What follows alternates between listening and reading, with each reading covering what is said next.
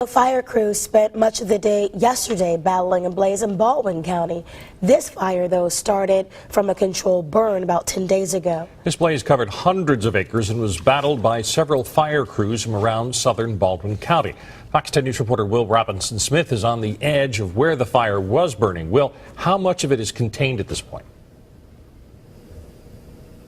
Yeah, that's right, Bob and Lenise. According to the Alabama Forestry Commission, about 95% of the fire is contained at this point. I'm going to have my photographer pan a little bit over here. You see this house. It's a little dark to see. There's still a lot of smoke in the area, which is why it looks a little bit hazy. But fire crews from Bon Secours were just here about a minute and a half before we came to this shot.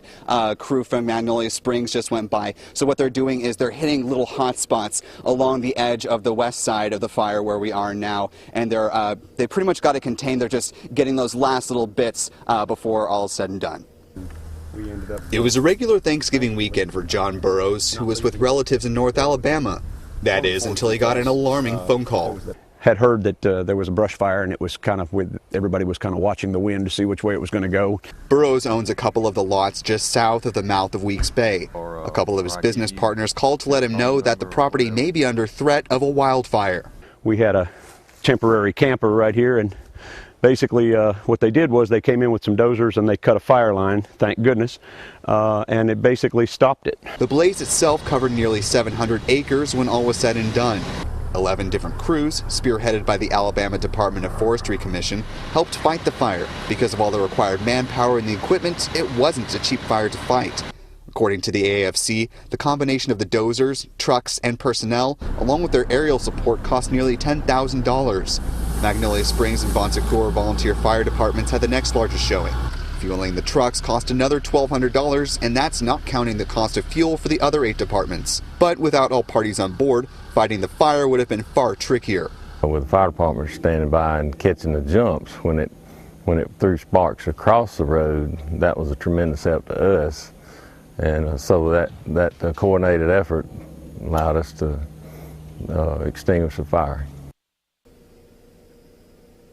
Yeah, now part of what's keeping the embers that I tried to show you a little bit earlier that's still smoldering is because a lot of this area around here is a lot of peat moss, which is conducive to allow fire to just kind of smolder as opposed to being able to be completely extinguished in a quick manner. And of course, we're not going to see a whole lot of rain in this area in the next couple of days, so they're just going to keep an eye on this perimeter area. And over to my left, your right-hand side of the screen, we've got some residents over here living, and that was one of their big concerns yesterday when they were fighting this fire, is making sure that the blaze stopped here before it had a chance to cross the street to where these residents live. What they did was called a burn back, is where they burn ahead of the fire to kill any energy that the fire would have before it got to this point. So they're going to keep on what they're doing for a little bit later tonight, just make sure some of those hot spots stay tamped down and make sure nothing flares up overnight. And they're going to keep checking it back for the next few days. Reporting live here at Magnolia Springs, I'm Will Robinson-Smith for Fox 10 News.